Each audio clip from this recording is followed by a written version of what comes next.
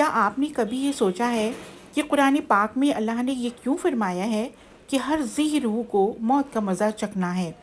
یہ کیوں نہیں کہا کہ ہر ذی روح کو موت آنی ہے؟ تو آئیے دیکھتے ہیں اس کی پوری تفسیر کیا ہے۔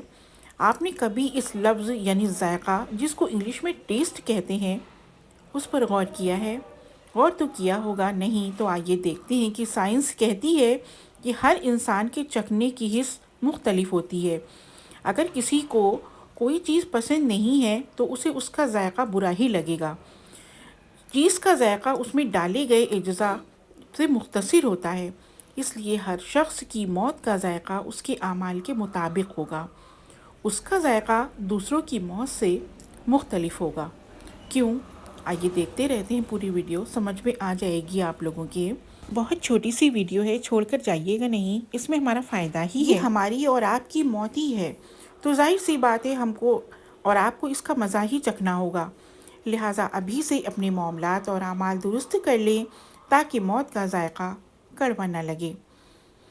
جب کہا جاتا ہے کہ موت آنی ہے تو اس سے یہ تاثر مل سکتا ہے کہ شاید انسان ختم ہو جائے گا یا فنا ہو جائے گا، لیکن موت کا ذائقہ چکھنا اس بات کی دلیل ہے کہ انسان کی روح باقی رہے گی اور اس عمل کو محسوس یعنی وہ ایکسپیرینس کرے گا۔ چکھنے کے لیے زندہ ہونا یا شعور رکھنا ضروری نہیں ہے، یعنی روح نہیں مرتی بلکہ وہ ایک کیفیت سے گزرتی ہے جسے موت کہتے ہیں۔ جیسا کہ اوپر بیان کیا گیا ہے کہ ہر انسان کے لیے موت کا ذائقہ الگ ہے۔ اجزاء، انگریڈینٹس، ہماری زندگی کے اعمال، ہماری نیتیں، ہمارے رویے، یہ سب وہ اجزاء ہیں جو اس ڈش کو تیار کر رہے ہیں جسے ہم نے آخر میں چکھنا ہے۔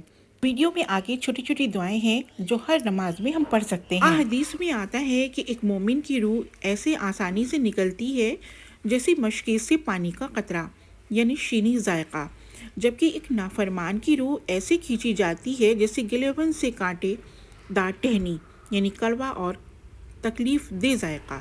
اگر آپ غور سے اس ویڈیو کو سنیں گے اور دیکھیں گے تو آپ کو سمجھ آ جائے گا کہ ایک چھوٹا سا اگزامپل دے کر بہت ہی دھیان سے اس کو سمجھایا گیا ہے کہ جب کوئی چیز منہ میں رکھ دی جائے تو اس کا ذائقہ چکھنا مجبوری بن جاتا ہے، انسان چاہ کر بھی اسے نظر انداز نہیں کر سکتا۔ بالکل اسی طرح موت ایک ایسی حقیقت ہے جسے ہر امیر، غریب، بادشاہ، فقیر کو چکھنا ہے، اس سے فرار ممکن نہیں ہے۔ اس بات پر ضرور غور کیجیے گا جو اس وقت بتائی جا رہی ہے کہ ہم اس وقت اپنی کچن یعنی دنیا میں ہیں اور ہمارے ہاتھ میں یہ اختیار ہے کہ ہم اپنی موت کا ذائقہ کیسا بنانا چاہتے ہیں۔ یہ آپ کی موت ہے تو اس کا ذائقہ بھی آپ کو ہی چکھنا ہوگا۔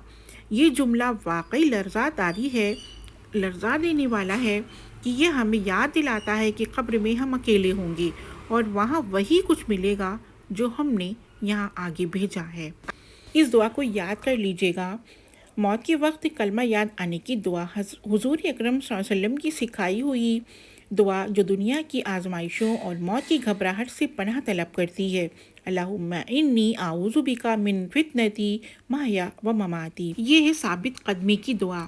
چونکہ موت تک دل پلٹتے رہتے ہیں اس لیے نبی اکرم صلی اللہ علیہ وسلم کثرت سے یہ دعا کیا کرتے تھے، یا مقلب القلوب ثبت قلبی علی دینک۔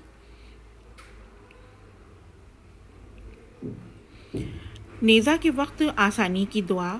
یہ دعا حضرت عائشہ رضی اللہ تعالیٰ عنہا سے مروی ہے کہ نبی اکرم صلی اللہ علیہ وسلم نے موت کی شدت اور سختی کو کم کرنے کے لیے یہ دعا کی، اللہم اعنی علی غمرات الموت و سکرات الموت۔